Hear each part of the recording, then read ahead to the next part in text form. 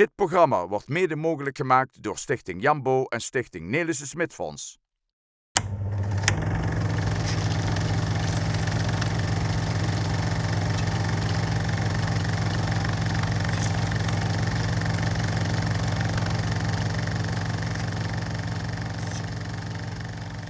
In deze uitzending van Venray van Toen besteden we aandacht aan de onthulling van een bijzonder Venrays monument. Namelijk het monument voor de naamloos gestorven kinderen. In de jaren 60 was het de gewoonte om doodgeborene, dus ongedoopte kinderen, snel en naamloos te begraven in ongewijde aarde. Gelukkig kijken we daar nu heel anders tegenaan. Kijkt u mee naar een mooie onthulling. Een initiatief van Jean Peters en Nel Abe. Het kunstwerk werd gemaakt door kunstenaar Piet Hermans.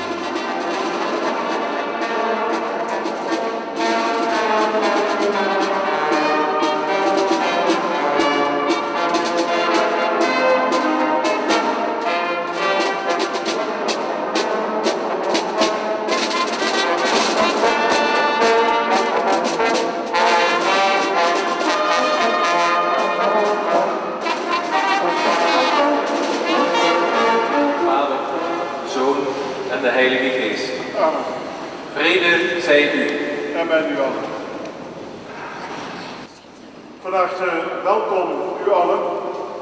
Ik ben blij dat het zo druk is dat het wel een kerstviering kan kunnen worden. Ik heet welkom op de eerste plaats de twee dames initiatiefnemers. Ik kan me voorstellen dat ze nou langzaam wat zenuwachtig beginnen te worden. Want langzaam gebeurt het nou eigenlijk. Hè? Mevrouw Jean Peters en mevrouw Nel Abe. Met z'n tweeën zijn ze eraan gaan staan en waarachtig, we zijn zover gekomen.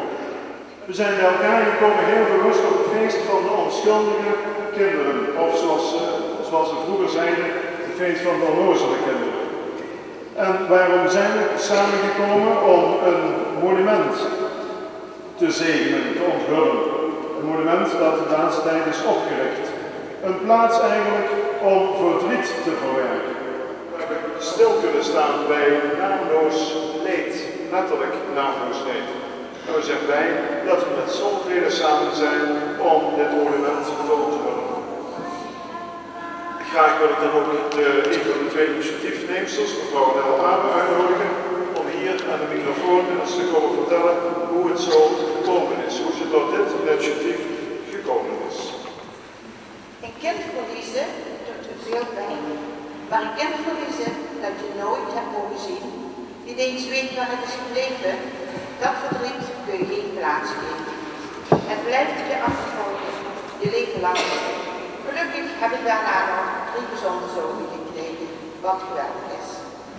Ik ontmoette lotgenote Jean Peters, die meteen aanbood, ik ga je erbij helpen. Onze eerste gedachte was, wie gaat dit monument voor ons maken en waar komt het te staan? We hebben Piet Hermans benaderd, die bood meteen aan om een ontwerp te maken. Alles tekenmateriaal dat we heel belangrijk moesten doen. Eén voorwaarde van Piet was dat het bij ons gemaakt moest worden. Dit in verband met het vandalisme. Ons antwoord op grond van de kerk, die we ook spontaan aangeboden hebben gekregen van het kerkbestuur. Hoe het eruit ziet, kunnen we dadelijk met z'n allen gaan bekijken. Streep hun naam niet door, al zijn ze tot stof vergaan. Streep hun naam niet door, alsof zij nooit hebben bestaan. Liefste wat ik heb bezeten, toekomstbeeld van mijn bestaan, vraag me niet dat te vergeten, en gewoon weer door te gaan. Want ik wil wel verder leven, maar ik weet niet hoe dat moet. Ik hoor bij hen die achterblijven. Overleven vergt veel moed. Streep daarom hun naam niet door, noem hun naam en laat me weten dat ook jij niet zult vergeten, zo alleen kan ik verder gaan.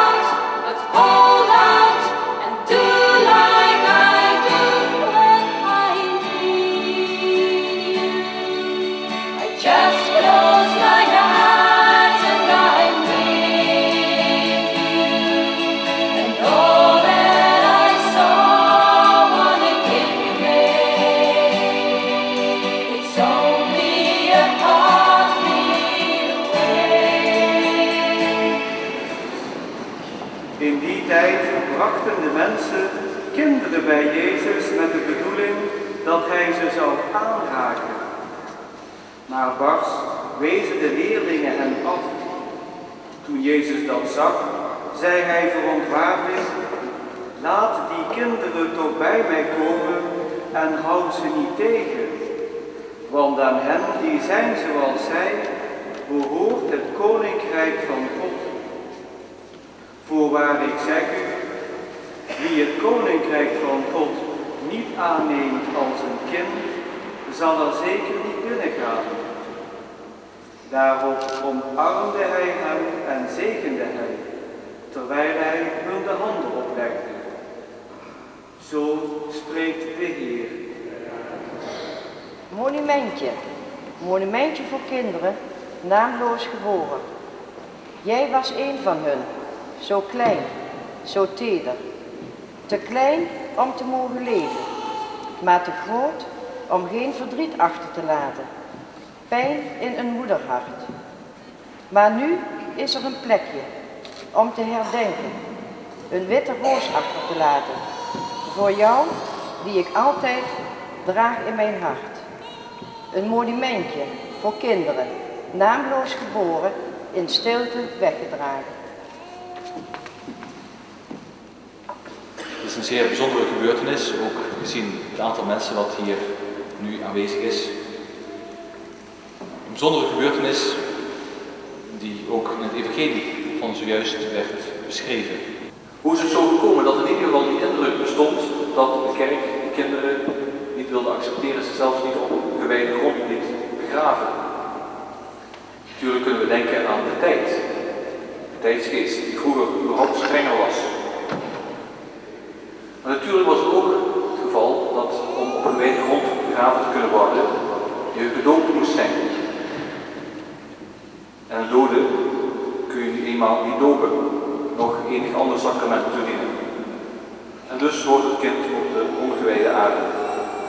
En helaas krijgt men dan inderdaad naast vanzelfsprekend het gevoel dat dat kindje er blijkbaar niet bij hoort. Dat het een soort tweederangs kind is. Het is hier dat je het gevoel krijgt dat er een moment van rechtvaardigheid en bovenal van menswaardigheid ontstaat. Een rechtsvaardigheid en menswaardigheid omdat deze doodgeboren kinderen echte kinderen zijn. Echte mensen waar je ook verdriet om kunt hebben.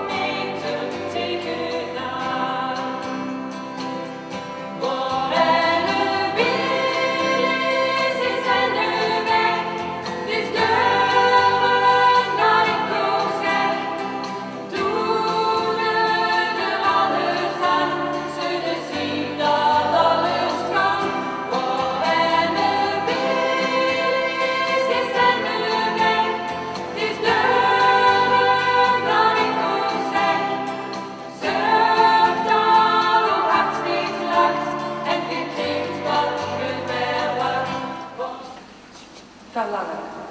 Je was voor mij heel lang en toch maar heel even. Ik was zo blij, heel lang en toch maar heel even. Wij verlangden naar jou, ons kindje.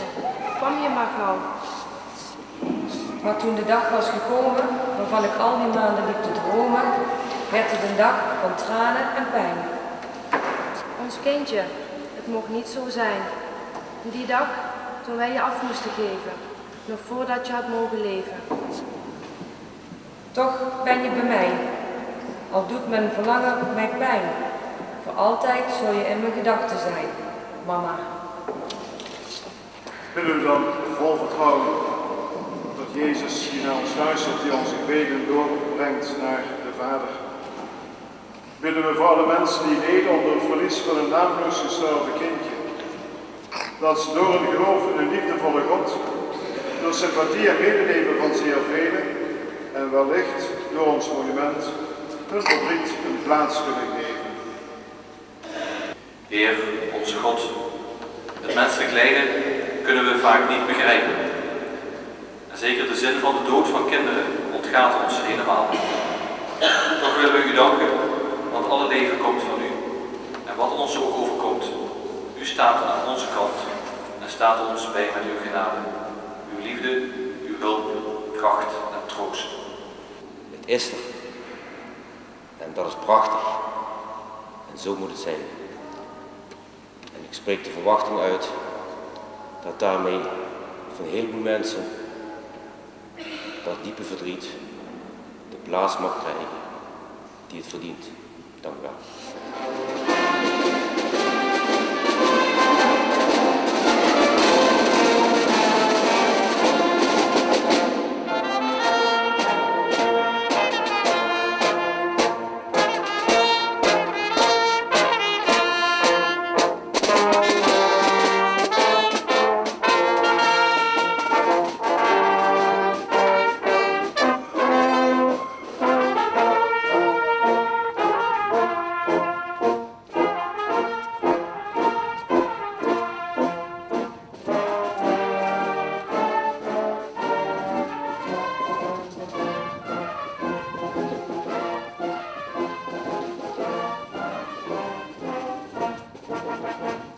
Laat het het uur zijn waarin wij gedenken.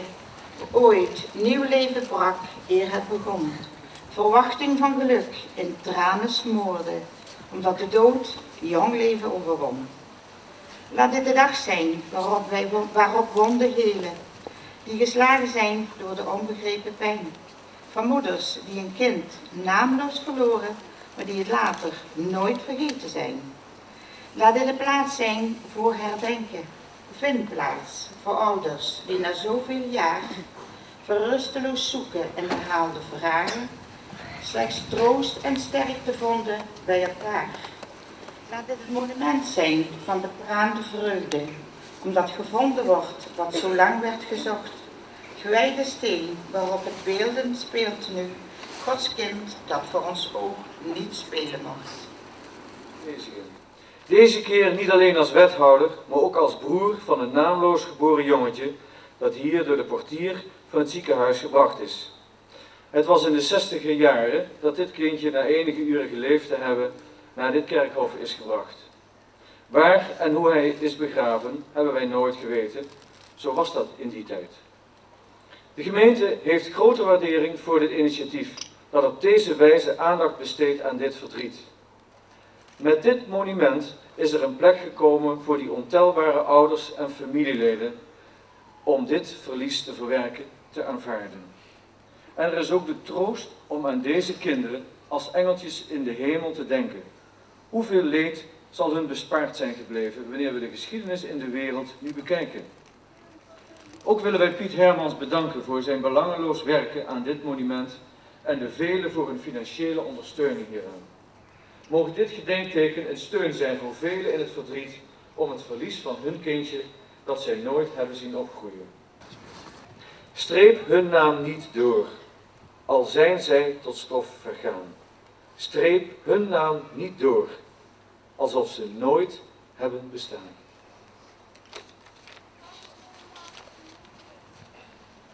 Dank u wel. dan willen we langzaam toch eens gaan zien wat het geworden is. En dat is een eer die aan de dames toekomt.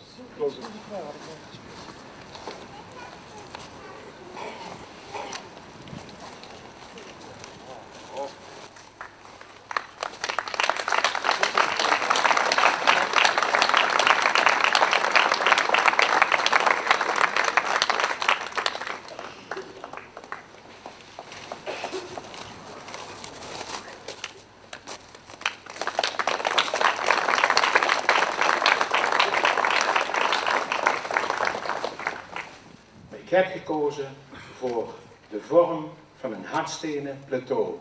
Een plek waar een offer gebracht moet worden, waar een offer gebracht mag worden. Ik heb gekozen voor 3 bronzen schalen in de vorm van een doopvond, maar tegelijkertijd ook een levensschaal. Een levensschaal met een gat. Een gat die staat voor dat er geen leven meer hoort bij die schaal. Ik heb gekozen voor 1 schaal, de linkerschaal, waarin de kindervoetjes in een spiraal naar dat gat lopen in die schaal. En de rechterschaal zijn de kinderhandjes wel hadden willen leven. Maar het lot heeft anders beslist. En 1 schaal waarin de pasgeboren baby ligt. En verder hoop ik dat veel mensen op deze plek hun verdriet een plek kunnen geven. De plek aan de zuidkant van de kerk, de kant van de zon. We zijn heel blij met deze plek, want we hebben namelijk het zonlicht nodig bij dit monument. Want als de zon schijnt in de schaal, brandt het sterretje in de schaduw onder de schaal. Dank u wel. Hier krijgen ze een naam, hier krijgen ze een gezicht, hier krijgen ze handen en voeten, hier krijgen ze een uiterlijk, hier krijgen ze het leven terug in zekere zin. De Zoon en de Heilige Geest, zodat de heilige engelen hier mogen wonen, die de hart van de mensen raken met hun troost en vrede, met hun liefde en geborgenheid, zodat nieuw leven kan ontstaan op deze plaats. Geestelijk leven wat mensen opbeurt, mensen getroost en gesterkt heen laat gaan. En bij je ieder ogenblik, de engel van je hart ben ik. Oh, je hoort bij mij en ik bij jou. Er is niemand die dat nu nog kan ontkennen. In het licht of door de nacht, het maakt niet uit waarop ik ben. Ik niemand om me heen herken. Jij bent altijd zo dichtbij.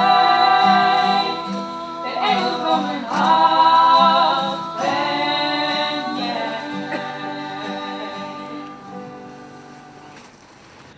Samen hebben we gezocht. En samen hebben we gevonden. En samen hebben we samengevonden. Samen hebben we Kerstmis gevierd. Samen gaan we het nieuwe jaar in. Samen wensen we alle goeds voor dat nieuwe jaar. Samen. Met veel liefde, gezondheid en geluk. Samen willen wij in het bijzonder Deken Koenen, Piet Hermans, kerkbestuur, de gemeente, maar jullie allemaal lieve mensen, heel veel danken.